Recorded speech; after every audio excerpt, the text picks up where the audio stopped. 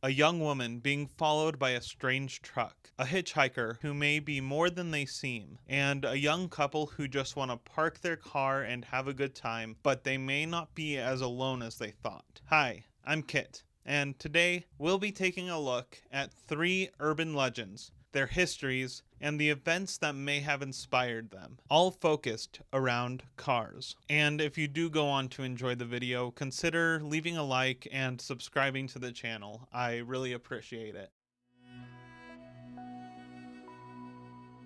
A young woman was returning home from college to spend Thanksgiving with her family. Due to her last class being later in the afternoon, she had to make the 5-hour drive at night. Driving down the interstate alone, she feared that she wouldn't be able to stay awake, and the endless expanse of road straight ahead of her didn't help. When she was about halfway home, she decided to pull off the interstate to get some gas and to stretch her legs. She stopped at a small, run-down gas station in the middle of nowhere. She shivered in the cold autumn air as she began to fill her tank. As she did, she noticed an old, beat-up red pickup truck pull into the station. The driver was an older man with a cap that almost covered his eyes, and he was unshaven.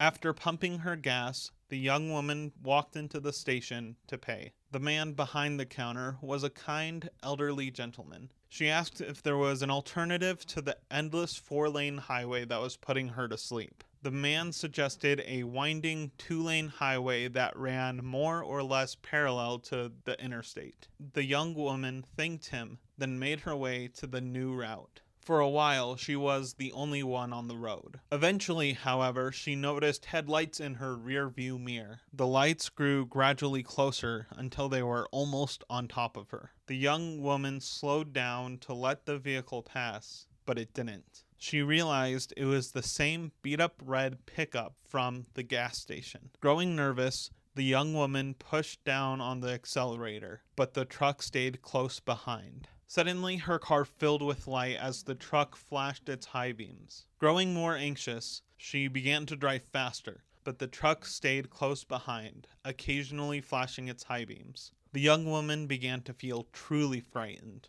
What does he want with me? She wondered. Eventually, the truck pulled up beside the young woman, but it didn't pass her. She saw the driver of the truck with the same cap and the same unshaven face. He was pointing at her and then to the shoulder of the road. He wanted her to pull over, but the young woman was terrified, believing that if she stopped, he would kill her. Once again, the young woman sped up, and the truck fell behind her. She could see ahead that there was a small town that straddled the highway. Hoping she would be able to lose the truck driver, she made a 30-mile-per-hour right turn onto the first road she came across. The truck driver, surprised at the sudden turn, slammed on his brakes as he passed the intersection. The young woman, now in a full-blown panic, raced down tree-lined streets of Victorian-style homes. She took a quick left, then 2 rights. She watched in her rearview mirror as the truck continued down the road that she had just turned off of.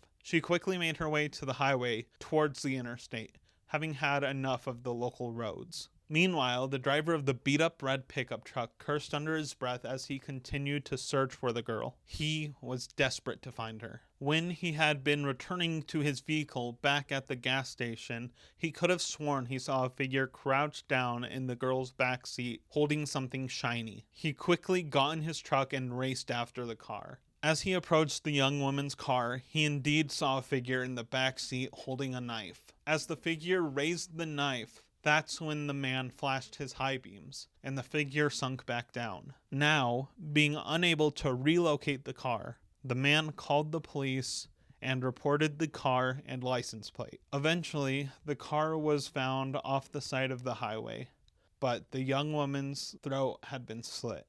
Now, obviously, with this story, which is often referred to as the killer in the back seat, being an urban legend, the details differ depending on which version you hear. In a different and arguably more popular version of the story, the young woman makes it home and runs inside to call the police as the man exits his truck with a gun. When the cops arrive, they attempt to arrest the man, who tells them of the guy in the back seat, who is then taken in. There's also versions where a gas station attendant convinces the young woman to come with him into the gas station, where he then informs her of the man in the backseat of her car. While there's many variations of this story, there are common themes. The driver is a young woman, and there's a man hiding in her back seat. In versions that do include a second vehicle following the young woman, they always describe the driver in a way that makes him seem threatening, which causes the young woman to misidentify the real threat.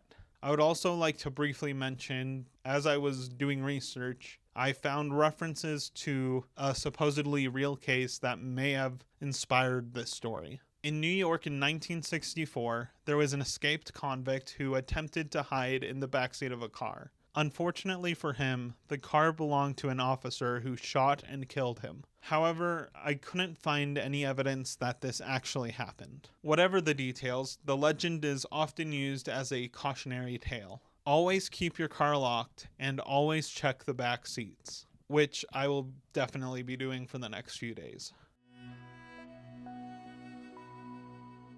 One chilly day, a man was driving down a local tree-lined road. As he drove, he soon noticed ahead of him a young woman walking alongside the road. She was wearing a light dress, something that wasn't suitable for the current weather. The man pulled up beside her, rolled down the window, and offered her a ride. The young woman accepted, then climbed into the back seat of the vehicle. The man offered the woman his jacket, as she seemed to be shivering from the cold outside. Then he asked her for her address, which she gave to him. The young woman then sat in silence as the man drove off. Eventually, the man arrived at the address he had been given, but the only thing there was a cemetery. The man was about to ask the woman about this, but he noticed she was gone from the vehicle. She had seemingly vanished into thin air. Confused and a little curious, the man left his vehicle and entered the cemetery. He soon noticed, draped over one of the gravestones, the jacket he had offered to the young woman. As he retrieved his jacket, he noticed, leaning against the gravestone near a bouquet of flowers, a photo of the young woman who he had picked up. Now, technically speaking, this story doesn't follow the typical rules of what is considered an urban legend. In the introduction to the second edition of his Encyclopedia of Urban Legends, folklorist Jan Harold Brunvand, one of the first to use the term urban legend, states, "What I mean by urban legends are all those bizarre, whimsical, 99% apocryphal, yet believable stories that are too good to be true. Such stories deal with familiar, everyday matters." The story of the Vanishing Hitchhiker, mostly due to its supernatural aspect, doesn't quite fall into this category. However, the story has been established as an urban legend in so many popular writings that it's usually considered just that. The core of this story revolves around a mysterious figure who gets picked up and, on the way to their destination, disappears. In some stories, the figure even makes prophetic statements. Sometimes the figure directs the driver to an actual residence, where it is then made known to the driver that the person they had picked up was someone who had passed away. As far as I could find, the earliest written version of a Vanishing Hitchhiker story comes from John Petri Klint, a Swedish priest who lived in the late 1500s and early 1600s. He wrote of a story in which a priest who was traveling with two farmers came across a maid who asked to join them. After some time, they stopped at an inn to get food. The maid asked for a jug of beer. When the innkeeper brought the jug, it was filled with grain. A jug was brought a second time, but it was filled with acorns. A third jug was brought, but this time it was filled with blood. While the priest, farmers, and innkeeper were horrified, the maid explained that the following year would bring much grain and fruit, but also war and pestilence. Then she disappeared into thin air. One night, a young man drove the girl he was dating to the local lovers' lane to have a good time. They turned on the radio to set the mood. As they started kissing, the music was interrupted by a newsflash. A convicted murderer had escaped a nearby insane asylum. The maniac had a hook in the place of his right hand. Suddenly, the young woman didn't feel in the mood for romance. She began to feel nervous as she thought about how isolated they were. She asked that her date take her home. The young man resisted, claiming they were fine. Besides, the doors were locked, so nobody could get in anyways. The young woman insisted they leave. This led to an argument. Suddenly, the young woman screamed. She swore she had heard what sounded like something scratching against the side of the car, maybe a sharp hook. She yelled at her date to take her home that instant. Frustrated, the young man reluctantly agreed. He hit the gas and the car squealed away. After a long, silent car ride, they arrived at the young woman's house, but the young man refused to get out to open the door for her. Annoyed, the young woman got out of the car and slammed the door shut.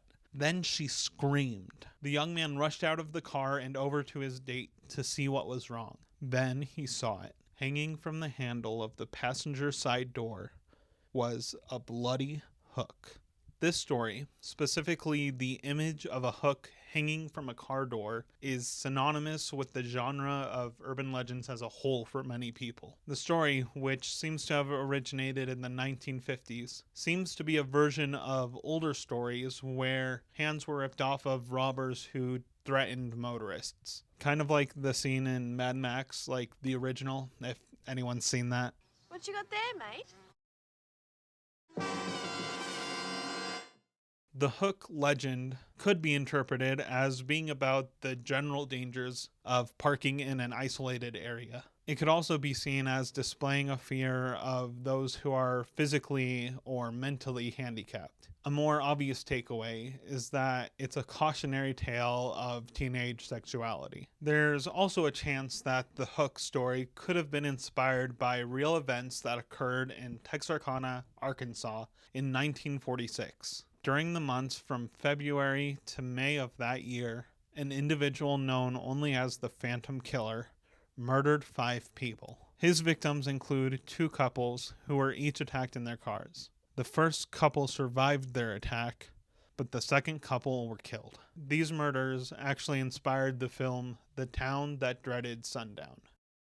Anyways, this is actually the second urban legend video that I've made, so go ahead and check out the first one. But that does it for this video. Again, if you enjoyed it, please consider leaving a like and subscribing to the channel. It's really appreciated. Anyways, remember, be kind, be respectful, and I'll see you next time.